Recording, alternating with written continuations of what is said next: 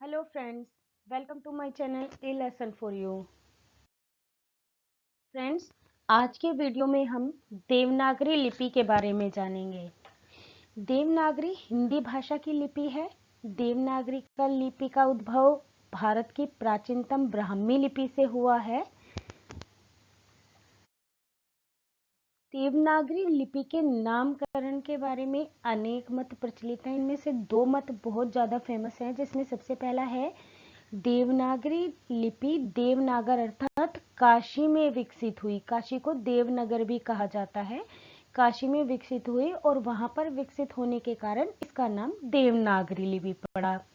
इसके अलावा दूसरा मत है कि मध्य युग में नागर स्थापत्य शैली प्रचलित थी, जिसमें लिपि चिन्हों की आकृतियां चतुर्भुज के रूप में थी, यानी कि चौकोर आकार में थी। इसी स्थापत्य शैली के आधार पर चतुर्भुजाकार वर्णों वाली इस लिपि का नाम देवनागरी लिपि पड़ा। इनके अलावा कुछ विद्वानों के अनुसार देव भाषा यानी संस्कृत के लेखन का माध्यम बनने के कारण भी इसे देवनागरी लिपि नाम दिया गया। अब आइए हम देवनागरी लिपि की विशेषताओं के बारे में जान लेते हैं। देवनागरी लिपि में एक वैज्ञानिक लिपि की सभी विशेषताएं विद्यमान हैं, जिन्हें मैं एक एक करके आप लोगों के सामने प्रस्तुत करती हूँ। इसमें सबसे पहले है, इसमें एक ध्वनि के लिए एक ही चिन्ह निर्धारित होता है, यानी कि जो ध्वनि हम उच्चारित करते हैं उसमें एक ध्वनि के लिए एक ही चिन्ह निश्चित होता है। यह लिपि बाएं से दाईं ओर लिखी जाती है और साथ ही बाएं से दाईं ओर पढ़ी भी जाती है, जो कि कुछ लिपियां ऐसी होती हैं लिखी दाईं से बाईं ओर जाती हैं और पढ़ी बाईं से दाईं ओर जाती है, पर देवनागरी में इस तरह की कोई अलग बात नहीं है। देवनागरी लिपि के चिन्हों के नाम और उनकी ध्वनियों में एक रूपता है, यानी कि जैसी ध्वनि है वैसा ही उसका नाम है। जैसे क ध्वनि के लिए जो चिन्ह निर्धारित है वो केवल क ध्वनि का ही है, वो किसी और ध्वनि का नहीं है। देवनागरी लिपि में एक वर्ण का एक ही उच्चारण होता है। जैसे अंग्रेजी भाषा में सी का उच्चारण का और के का भी उच्चारण का होता है, देवनागरी में ऐसा नहीं है। इसमें एक वर्ण का एक ही उच्चारण होता है। देवनागरी लिपि में वर्णों का विन्यास ध्वनि विज्ञान के सर्वोच्च सिद्धांतों के अनुकूल है। इसमें स्वर अलग और व्यंजन अलग हैं। स्वरों में भी मूल स्वर पहले और संयुक्त स्वर बाद में। व्यंजनों में भी एक अखंडनीय क्रम होता है, जैसे घोष, अघोष, अल्पप्राण और महाप्राण व्यंजन। ये क्रम इसमें निश्चित है। देवनागरी लिपि में भारतीय भाषाओं में प्रचलित प्रायः सभी ध्वनियों को अंकित करने की क्षमता विद्यमान है। अर्थात कहने का अर्थ यह है कि यह लिपि जिन भारतीय भाषाओं के लिए व्यवहार में लाई जाती है उनकी सभी ध्वनियों को अंकित करने में ये समर्थ है और इसका प्रयोग व्यापक रूप से किया भी जाता है। देवनागरी लिपि के वर्णों का उपयोग संख्याओं को निरूपित करने के लिए भी किया जाता है। अब संख्याओं को निरूपित करने के लिए कैसे किया जाता है कि जैसे हमारे हिंदी भाषा में छंद होते हैं, इन छंदों में जो मात्राएं होती हैं उनको हम भारत की इस लिपि के आधार पर निरूपित कर सकते हैं, यानी कि उन मात्राओं को हम पहचान सकते हैं। किसी भी पद में लिखित रूप में मात्राओं और उनके क्रम को गिनकर हम बता सकते हैं कि ये कौन सा छंद है, जबकि रोमन, अरबी या अन्य लिपियों में यह गुण नहीं होता है। देवनागरी लिपि के चिन्हों के नाम और ध्वनि में कोई भी अंतर नहीं है। जैसे रोमन लिपि के अक्षर का नाम बी है और ध्वनि ब है, देवनागरी में ऐसा नहीं है। देवनागरी के लेखन और मुद्रण में भी एक रूपता है। जैसे दूसरी लिपियां हैं रोमन, अरबी, फारसी में, इनमें हस्तलिखित लिपि का स्वरूप अलग होता है और मुद्रित रूप अलग होता है। देवनागरी में स्मॉल लेटर और कैपिटल लेटर जैसा भी अवैज्ञानिक व्यवस्था नहीं है कोई भी। इसमें जो भी लेटर होते हैं वो एक ही होते हैं। इसमें स्मॉल और कैपिटल का कोई झंझट नहीं होता है। देवनागरी में स्वरों और व्यंजनों के साथ प्रयोग करते समय स्वरों की मात्राएं लगाई जाती हैं, यानी कि अगर किसी स्वर को व्यंजनों के साथ प्रयोग किया जाएगा तो उसमें उसकी स्वर की मात्रा को लगा दिया जाता है।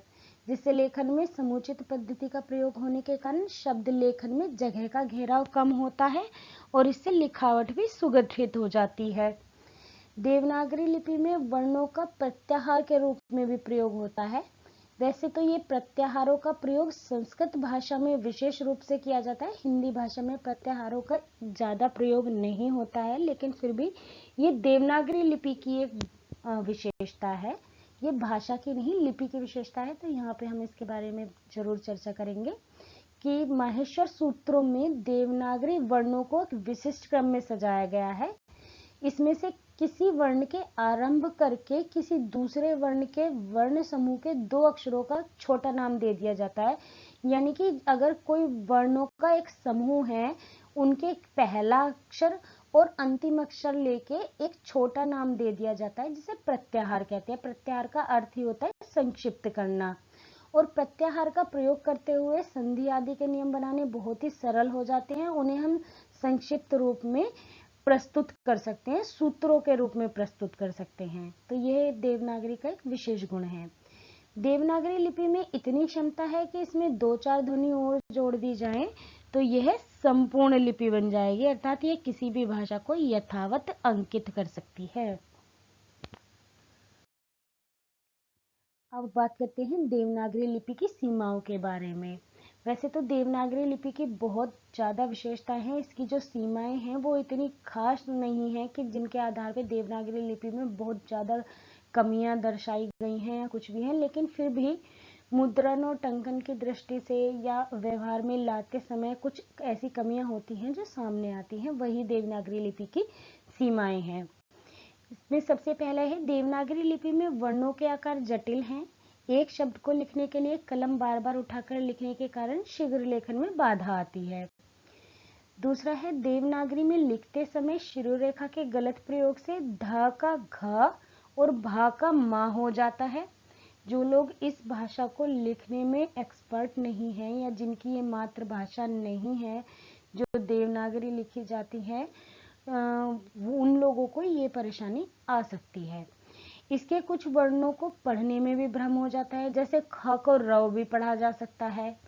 वर्णों को संयुक्त करने की व्यवस्था भी एक समान नहीं है।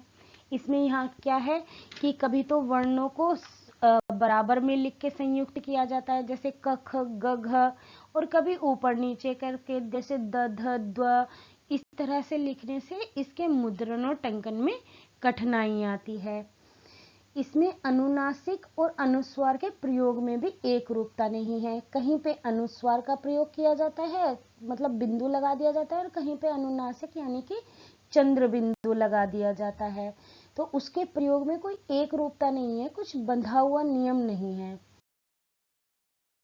देवनागरी लिपि में र मात्रा के भी 3 रूप प्रचलित हैं, जिसे रेफ और पदेन कहते हैं। रेफ जो किसी वर्ण के ऊपर लगाया जाता है, जैसे कि आप स्क्रीन में देख रहे हैं, कर्म शब्द के ऊपर जो रेफ लगा हुआ है, रा की मात्रा लगी हुई है, ये रेफ है। और ट्रक और क्रम में जो नीचे रा की मात्रा लगी हुई है, ये पदेन है। इससे इस लिपि को सीखने में और इसके शुद्ध लेखन में कठिनाई आती है। अब है ई की मात्रा के प्रयोग में भी भ्रम उत्पन्न हो जाता है, जैसे चंद्रिका में मात्रा ना के पूर्व लग रही है, जबकि शुद्ध रूप में अगर इसका उच्चारण देखें तो इसे रा के पूर्व लगना चाहिए। जैसे चंद्रिका, तो हमारा उच्चारण तो है चंद्रिका, लेकिन जब हम इसे लिखते हैं तो चंद्रिका, जैसे कि ऊपर लिखा हुआ है, इस तरह से लिखते हैं। देवनागरी के कुछ अक्षरों या लिपि चिन्हों के उच्चारण में भी भ्रम हो जाता है, जैसे री का उच्चारण री की तरह है और सा का उच्चारण शा की तरह होता है। देवनागरी में क्ष, त्र और ज्ञा आदि स्वतंत्र ध्वनियां न होकर ये संयुक्त व्यंजन है, इसलिए इन्हें अनपेक्षित मान लिया जाता है। देवनागरी लिपि में पुराने समय में प्रयुक्त किए जाने वाले वर्ण आधुनिक समय में भी कुछ प्रचलित हैं, जो कि आधुनिक समय में प्रचलित वर्णों से भिन्न हैं। इससे क्या होता है कि पढ़ने वाले को समझने में कठिनाई होती है। जैसे कि आपकी स्क्रीन पे दिखाए गए हैं आधुनिक देवनागरी के कुछ वर्ण और पुरानी देवनागरी के कुछ वर्ण। इन वर्णों के अंतर को देख के आप समझ सकते हैं कि अ, झ, न और ला को लिखने में कितना फर्क आ गया है पुरानी देवनागरी में और आधुनिक समय की देवनागरी लिपि में। कुल मिलाकर 403 टाइप होने के कारण टंकन मुद्रण में कठिनाई आती है, किंतु आधुनिक प्रिंटर तकनीक के लिए कोई समस्या नहीं है। कुछ लोग शिरोरेखा का प्रयोग भी अनावश्यक मानते हैं, उन्हें लगता है कि शिरोरेखा लगाने की कोई जरूरत ही नहीं है। कुछ लोग री और दीर्घ री, रा और दीर्घ रा और शा को भी अनावश्यक वर्ण मानते हैं। बहुत से लोग तो इनका शुद्ध उच्चारण भी नहीं कर पाते हैं और जल्दी जल्दी लेखन में बाधा आती है, क्योंकि जब हम इसका लेखन करते हैं तो हमें हर एक वर्ण को लिखने के बाद हाथ उठाकर दूसरा वर्ण लिखना पड़ता है, जिससे फटाफट लिखना संभव नहीं हो पाता है, यानी कि त्वरणपूर्ण लेखन में बाधा आती है। इन सब सीमाओं के या इन सब कमियों के होने के बावजूद भी देवनागरी लिपि बहुत ही संपन्न लिपि है। भारतीय भाषाओं के लिए वर्णों की पूर्णता एवं संपन्नता है इसमें, यानी कि 52 वर्ण है, जो ना बहुत अधिक हैं और ना ही बहुत कम है। इसमें एक ध्वनि के लिए एक ही संकेत चिन्ह होता है, जिसकी वजह से जैसा हम बोलते हैं वैसा ही हम लिखते हैं। अगर हम राम बोल रहे हैं तो हम उसे राम ही लिखते हैं। लेखन और उच्चारण में भी एक रूपता है, इसमें जैसा लिखेंगे वैसा ही पढ़ेंगे। एक संकेत चिन्ह के द्वारा एक ध्वनि का ही निरूपण किया जाता है। उपरोक्त दोनों गुणों के कारण ब्राह्मी लिपि का उपयोग करने वाली सभी भारतीय भाषाएं स्पेलिंग की समस्या से मुक्त हैं। इसमें स्वर और व्यंजन के तर्कसंगत और वैज्ञानिक क्रम विन्यास उपलब्ध है। देवनागरी में वर्णों का क्रम विन्यास उनके उच्चारण के स्थान जैसे ओष्ठ, दंत्य, तालव्य, मूर्धन्य आदि को ध्यान में रखते हुए बनाए गए हैं।